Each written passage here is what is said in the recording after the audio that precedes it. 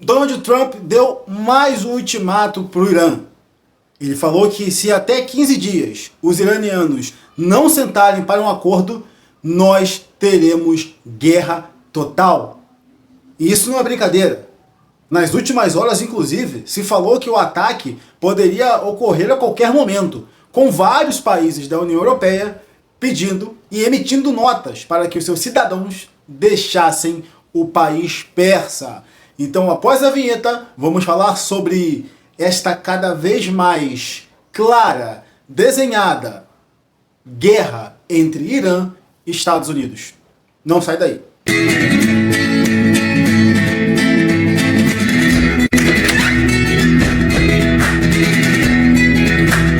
Fala pessoal, aqui é o professor Diego Alves do canal Papo de História. Você já sabe, like no vídeo, segue o canal e aperta o sininho porque nós toda semana temos assuntos de história e geopolítica para você. E hoje nós temos um assunto que está sendo ventilado e a cada hora que passa realmente dá a entender que o caldo vai entornar. Estados Unidos e Irã estão a ponto de entrar em guerra. Os Estados Unidos, inclusive, já reforçaram a defesa do seu principal aliado, né, que é Israel. Então as defesas de Israel já foram reforçadas. Nós temos um porta-aviões ali, além, é claro, da base americana que fica naquela região. Porque todo mundo sabe que se um ataque americano ocorrer contra solo iraniano, eles vão atacar, contra-atacar as bases americanas, mas principalmente Israel, que é o aliado de primeira hora desde sempre dos Estados Unidos.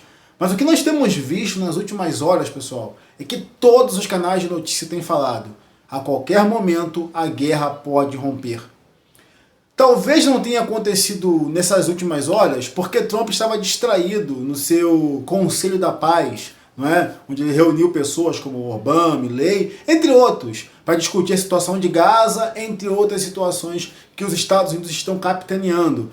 Mas o que argumenta-se é: as tropas americanas estão se movimentando e cada vez mais condensadas próximo ao Irã. O Irã, aliás, está fazendo um exercício junto com a Rússia, ali perto de Suez, não é? Então, vai dar M, né? Ao que parece, vai dar M. Então, esse exercício conjunto com a Rússia, a questão da inauguração, entre aspas, desse bloco da paz, que é a nova onda do Trump, já fiz um vídeo aqui sobre isso, eu vou deixar aqui nos cards para você, adiou o que seria essa invasão iminente, ou esse ataque iminente, melhor dizendo, dos Estados Unidos. Se você não está por dentro disso, eu fiz um vídeo explicando essas tensões também, inclusive ventilava-se a ideia e chegou-se a falar sobre isso, que os americanos tiveram uma reunião com o Irã para discutir a questão do pacto nuclear, um novo projeto, algo que colocaria fim nas tensões e não precisaria se falar mais de guerra. É esse vídeo aqui, ó. Beleza? Dá uma olhadinha nele depois, porque eu explico essa questão. Só que algo mudou. Aparentemente, Donald Trump está disposto a mudar o regime. Veja, Trump está agindo em várias frentes. Agiu na Venezuela. Com a Venezuela, ele fecha o controle, melhor, a entrada de petróleo, combustível, não é, para Cuba e sufoca o regime. Cuba praticamente ficou sem combustível, já que 90% via da Venezuela e um restinho do México. Então, com isso, Trump conseguiu estrangular, o que ninguém imaginaria, o regime cubano. A situação lá é calamitosa. Também fiz um vídeo sobre isso, tá aqui. Você pode conferir lá se esse será ou não o fim do regime cubano. O fato é, Trump está promovendo uma mudança, gente, poucas vezes vista. E aí não é uma questão se você é a favor ou você é contra. É uma mudança, é um fato histórico. Ele mudou a direção do regime venezuelano. Não quer dizer que não tenham chavistas ali, ou maduristas, se vocês preferirem, né? Porque nessas últimas décadas, o Maduro conseguiu meio que colocar os ideais dele na cabeça de alguns louquinhos lá, outras pessoas por dinheiro, mas ele conseguiu cooptar aquelas mentes. Então, eu nem sei se falar... É tipo o lulopetismo, sabe? Ou o bolsonarismo em si. Você não sabe até onde as pessoas rezam a cartilha daquela pessoa 100%, ou se espelham em base do que aquilo foi, seguindo o atual líder mais carismático. Não sei se vocês já conseguiram entender. Mas o fato é, quem está na Venezuela agora controlando, que é Desi Rodrigues, obedece ao Trump. Trump pegou para si a questão do petróleo e já fez com que a remessa que ia para Cuba não fosse mais. Então não é que apenas ele vai comprar, ele decide para onde vai ser vendido também.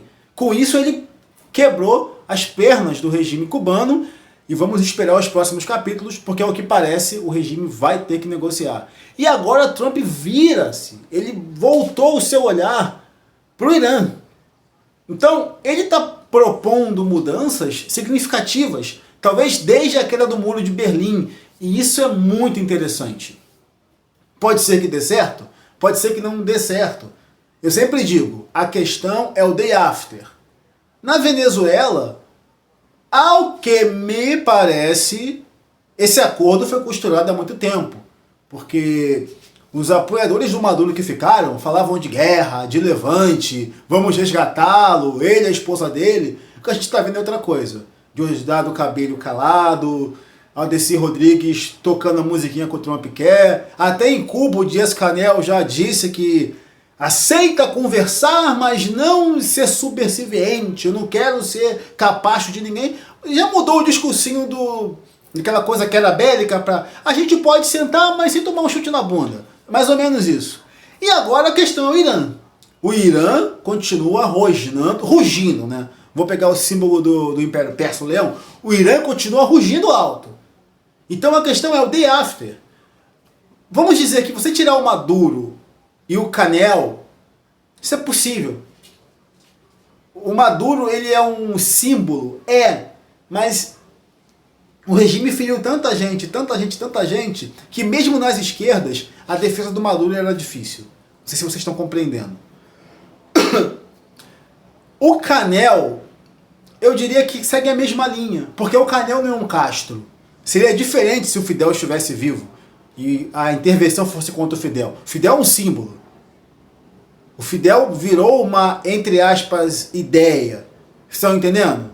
A questão é como que isso se aplicaria aos ayatolás. Será que no caso do regime dos ayatolás, o Khoi que está lá, Khomeini, né? Começou com o pai dele, depois ele herdou, e o filho dele, o que parece, não está tão disposto assim. É um saco de gatos. Mas a questão é o day after. É o day after. O que vai acontecer se há um ataque americano no Irã? Alguém vai ajudar? Israel possivelmente, né, não seria um ataque sozinho dos americanos, mas e do lado iraniano? Eles teriam reforço da China, da Rússia? E vai ser uma derrubada de regime? Ou vai ser uma forçação para que o regime tente negociar? Né? Vamos forçar essa barra aqui. Vamos fazer uma pressão, melhor dizendo. Seria uma pressão para que o regime viesse a negociar? Para que os ayatolás, o ayatolá no caso, sentasse e negociasse? Eles fariam isso? Vamos colocar alguém no lugar do ayatolá? Ou, depois desses últimos protestos, que dizem que por baixo morreram 16 mil pessoas, seria uma tentativa de dar um autogolpe, incentivar pessoas dentro da estrutura do regime para que desse o autogolpe e substituísse o ayatolá. Mais ou menos o que houve na Venezuela, né? Mas é algo meio rosa, vamos dizer assim, meio brando. A Desi Rodrigues não deu declaradamente o autogolpe, mas é claro que ela e o irmão dela estão tocando o barro como o Trump quer. Isso é um fato, tá? Então, companheiro Hugo Chávez. Aí no outro dia, sim, senhor Trump. Não é verdade? Então, seria algo parecido, mas quem assumiria?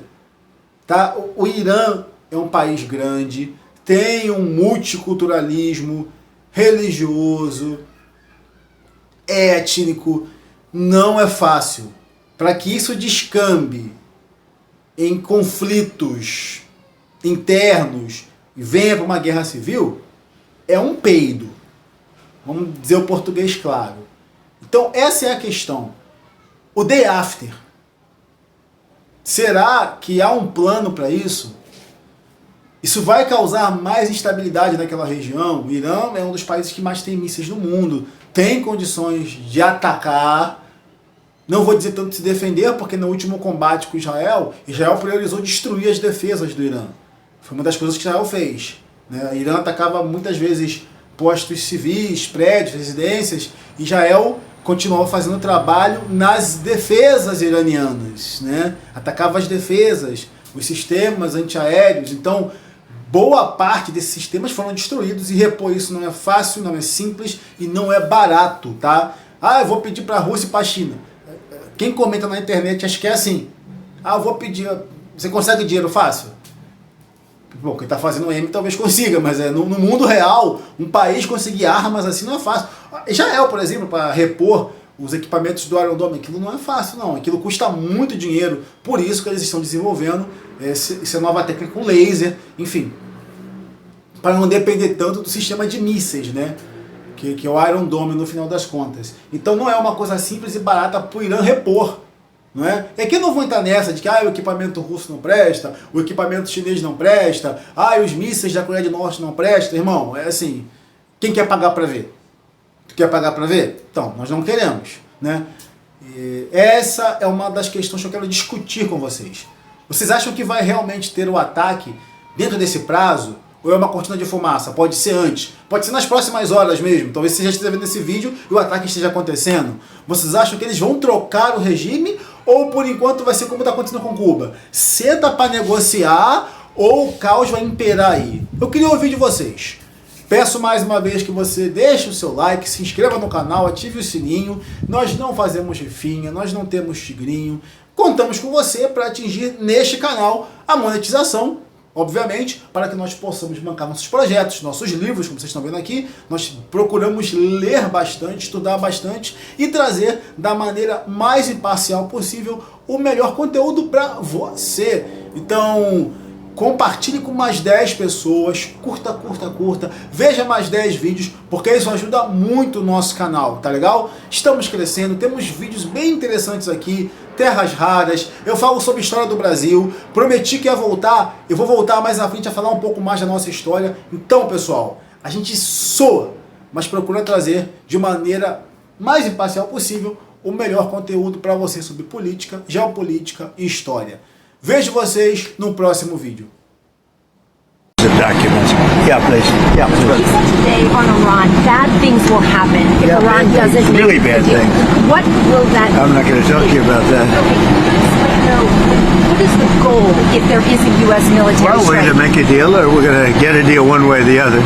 But with a military strike, is it to wipe out their nuclear I'm not going to talk to you about that, but we're either going to get a deal or it's going to be unfortunate for them. And you said today 10 days. Have you given them a deadline firm to make a deal? I would think that would be enough time, 10, 15 days, pretty much maximum. Mr. President, when you have the Board of Peace, obviously there's a lot of countries that you're trying to get on. What countries? What can Iran do to avoid attack? Give us the deal that they should have given us the first time. If they give us the right deal, we won't do that. But, you know, historically they haven't done that. I will say they want to talk, but so far they do a lot of talking and no action. It is entirely possible, Sean, that in the next 6 months we will see the regimes fall in Iran, in Venezuela, and in Cuba. And we could also see governments replace them that want to be friends with the United States of America. Now, let me be clear. I'm not being Pollyannish about this. There are 1,000 things that can go wrong. But if that happens, this would be the most consequential geopolitical shift since the fall of the Berlin Wall, since America won the Cold War without firing a shot. I spoke with President Trump the day before yesterday, and we talked in particular about Iran. And I said, this moment, the regime is teetering. The Ayatollah is in his last days. And I said, do not let this opportunity pass. We have an opportunity. The Ayatollah routinely chants death to America. This is a regime that is the leading state sponsor of terrorism on the face of the planet. It is responsible for murdering hundreds of American servicemen and women. The Iranian regime has provided over 90% of the funding for Hamas and for Hezbollah. To see the mullahs toppled would be a tremendous advance for the people of Iran. It would be a tremendous advance for the Middle East. But most critically, It would be a massive improvement in the national security of the United States. I believe President Trump is providing the leadership that is necessary, and it's making our country a lot safer. افتخارم میکنم که برای کشورم دارم تلاش میکنم. برای من سخت اینجوری زندگی کردن. برای اینکه یه آدمی بودم آزاد و رها، کار خودمو میکردم. ولی الان باید آسته بریم آسته بیاییم، مثلا چه میدونم از این چیزی که اما محافظت میکنم. ولی به خاطر کشورمون آماده ایم تمام زندگیمون رو بذاریم و از این که شهیدم بشیم افتخار میکنیم. باکی هم از شهادت نداریم، افتخار میکنیم این اتفاق بیفته. ولی این که با هم باید دست به دست هم بدیم و تلاش بکنیم کشورمون رو آباد کنیم. ما صادقانه به شما میگم هر کاری از دستمون بر بیاد که راه رو برای توسعه باز کنیم، مطمئن باشید تردید نمی کنیم، با قدرت شبانه روز حاضریم در خدمت شما باشیم. این مسائلی هم که عزیزان ما اینجا گفتن، اون چیزی که به ما مربوط میشه، ایشالله برگردیم. حالا امروز شب تلفنامون رو میکنیم با اون جاهایی که باید تلفن بزنیم. ولی yeh مقدارم شما وضعیت مضیق بودن ما رم یه مقدار متوجه باشید. Gostou? Então não se esqueça de curtir, compartilhar e seguir nosso canal para ver mais temas de história como esse.